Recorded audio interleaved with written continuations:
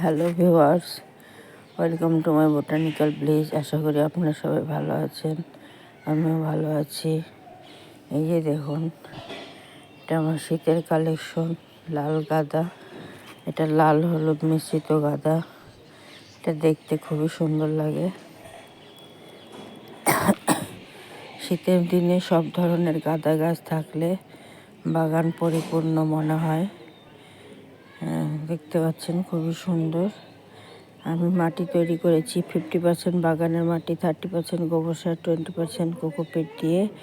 এইভাবে গাছের মিডিয়া তৈরি করলে গাছ সুন্দর এবং সুস্থ থাকে, ফুল অনেক হয়।